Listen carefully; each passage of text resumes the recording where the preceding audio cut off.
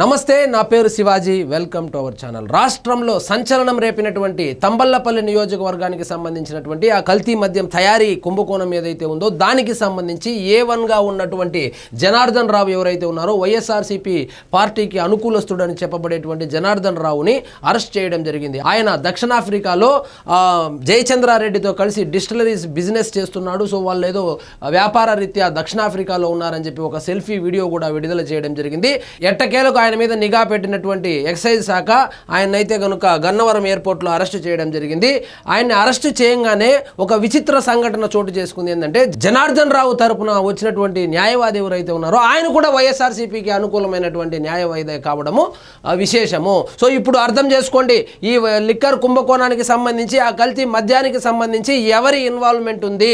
So ఆ లొంగిపోయినటువంటి వ్యక్తి ఏ పార్టీకి సంబంధించినటువంటి వాడు, ఆ A1 జనార్దన్ రావు ఏ పార్టీకి సంబంధించినటువంటి వాడు, అదేవిధంగా A17గా చెప్పబడేటువంటి జయచంద్రారెడ్డి గతంలో ఏ పార్టీలో పనిచేశాడు, వీళ్ళిద్దరికీ లాయర్గా వ్యవహరిస్తున్నటువంటి వ్యక్తి ఏ పార్టీకి సంబంధించినటువంటి వాడు. ఇదంతా కనుక మనం ఒకసారి గమనిస్తే ఈ మొత్తం వ్యవహారానికి వైఎస్ఆర్సీపీకి ఉన్నటువంటి లింక్ ఏదైతే ఉందో అది బయటపడుతుంది. ఇక చూడండి, నకిలీ మద్యం కేసులో A1 జనార్దన్ రావు అరెస్ట్, గన్నవరం ఎయిర్పోర్ట్లో అదుపులోకి, దక్షిణాఫ్రికా నుంచి ముంబై మీదుగా రాక.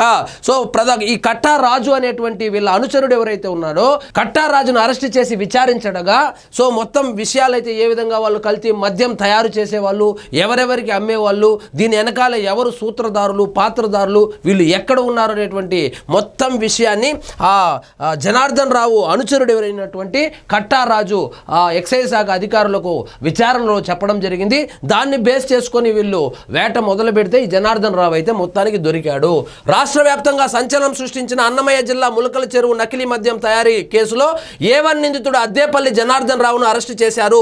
ఈయన మీద ఒక తంబళ్లపల్లిలోనే కాదు కృష్ణా జిల్లాలో కూడా ఈయన మీద కేసు అయితే నమోదై ఉంది. సో దానికి సంబంధించి మొదట్లో అయితే కనుక ములకల చెరువుకు అయితే ఈయన్ని తరలించారు. శుక్రవారం గన్నవరం విమానాశ్రయంలో NTR జిల్లా ఎక్సైజ్ సూపరింటెండెంట్ టాస్క్ ఫోర్స్ సిబ్బంది అదుపులో తీసుకున్నారు. దక్షిణాఫ్రికా నుంచి శుక్రవారం మధ్యాహ్నం ముంబై చేరుకున్న ఆయన అక్కడి నుంచి ఎయిర్ ఇండియా విమానంలో గన్నవరం వచ్చాడు. ఎక్సైజ్ అధికారులు అదుపులోకి తీసుకుని రోడ్డు మార్గంలో ములకల చెరువుకు తరలించినట్లు తెలుస్తోంది. ములకల చెరువు కేసులతో పాటు ఈ కేసుకు సంబంధించి మొత్తం 10 మంది నిందితులు ఆల్రెడీ అరెస్ట్ అయి ఉన్నారు. సో వాళ్లకు రిమాండ్కు సంబంధించి పిటిషన్ కూడా వేయడం జరిగింది. అది 13వ తారీఖు వాయిదా వేశారు. సో NTR జిల్లా ఇబ్రహీంపట్నానికి చెందినటువంటి అద్దేపల్లి జనార్దన్ రావు, ఈ అద్దేపల్లి జనార్దన్ రావు ఎవరంటే కృష్ణా జిల్లాలో ఇబ్రహీంపట్నానికి సంబంధించి ఒక బారు ఓనరు. ఈయన బారులో నష్టాలు రావడంతో ఈ అడ్డదారి ఎంచుకొని ఈ కల్తీ మద్యాన్ని జనార్దన్ రెడ్డి సహాయంతో ములకల చెరువు వేదికగా అదేవిధంగా మరొక బ్రాంచ్ పెట్టాడు ఎక్కడ ఇబ్రహీంపట్నానికి. సో ఈ జనార్దన్ రావు ఎవరంటే వైఎస్ఆర్సీపీ పార్టీకి సంబంధించినటువంటి వ్యక్తి. జగన్మోహన్ రెడ్డి గారు, ఈ జనార్దన్ రావు కావచ్చు, ఈ జయచంద్రారెడ్డి గారు కావచ్చు, ఇద్దరు మన పార్టీకి సంబంధించినటువంటి వాళ్ళే. జగన్మోహన్ రెడ్డి గారు మన ప్రెస్ మీట్ పెట్టి మొత్తం తెలుగుదేశం పార్టీ నడిపిస్తుంది, చంద్రబాబు నాయుడు నడిపిస్తా అన్నాడు, వాళ్ళ దగ్గర కమిషన్లు తీసుకుంటున్నారని చెప్పి నోటికి వచ్చింది చెప్పారు. సో జనార్దన్ రావు ఎవరు అనేటువంటి విషయాన్ని కృష్ణా జిల్లాలో అడిగితే చెబుతారు, ఇబ్రహీంపట్నంలో అడిగితే చెప్తారు జగన్మోహన్ రెడ్డి గారు. సో A17గా జయచంద్రారెడ్డి, ప్రధాన నిందితుడు జయచంద్రరావు అనుచరుడు కట్టారాజు ఇచ్చిన వాంగ్మూలం మేరకు ములకల చెరువు నకిలీ మద్యం తయారీ కేసులో కొత్తగా 9 మందిని చేర్చారు. ఇందులో జయచంద్రారెడ్డితో పాటు ఆయన బావమరిది గిరిధర్ రెడ్డి, ఇంట్లో పనిచేసే అంబురసు అలియాస్ బాబు, ఎస్కాట్ వాహన డ్రైవరు అష్రఫ్తో పాటు బెంగళూరుకు చెందిన బాలాజీ, సుదర్శన్, హైదరాబాద్కు చెందిన నకిరికంటి రవి, కృష్ణా జిల్లా గన్నవరం మండలం సూరంపల్లికి చెందిన శ్రీనివాసరెడ్డి, అన్నమయ్య జిల్లా పెద్ద తిప్పసముద్ర మండలానికి చెందిన చైతన్య బాబుపై కేసు నమోదైంది. సో మొత్తం ఈ బ్యాచ్ మొత్తమే వైఎస్ఆర్సీపీ పార్టీకి సంబంధించినటువంటి వాళ్ళు. ఎన్నికలకు 6 నెలల ముందు ఈ జయచంద్రారెడ్డి అనే అతను తెలుగుదేశం పార్టీలో చేరి సామాజిక వర్గాల లెక్కలు ఉంటాయి కదా, దానిలో భాగంగా ఆయన అయితే టికెట్ అయితే తెచ్చుకోవడం జరిగింది. టికెట్ వచ్చిన తర్వాత కనీసం ప్రచారం కూడా చేయకుండా పెద్దిరెడ్డి రామచంద్రారెడ్డి గారి తమ్ముడు ద్వారకనాథ్ రెడ్డి గెలుపుకు కృషి చేశాడు.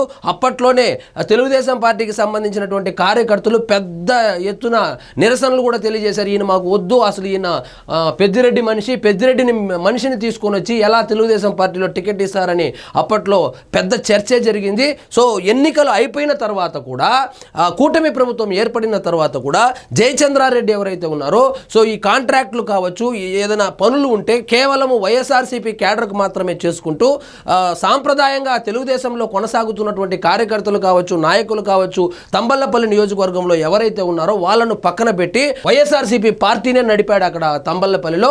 ఎట్టకేలకు ఆయన్ని A17గా చేర్చారు. A1 అయినటువంటి జనార్దన్ రావు, ఈ జనార్దన్ రావు ఎవరైతే ఉన్నారో తంబళ్లపల్లి కల్తీ లిక్కర్ తయారీకి సంబంధించి ఆయనైతే గన్నవరంలో అరెస్ట్ అయితే చేయడం జరిగింది. సో మరి చూద్దాం ఇంకెంతమంది అరెస్ట్ అవుతారో. సో ఈ మొత్తం తీగలాగితే మొత్తం బయటపడతా ఉండేది వైఎస్ఆర్సీపీ వల్లే.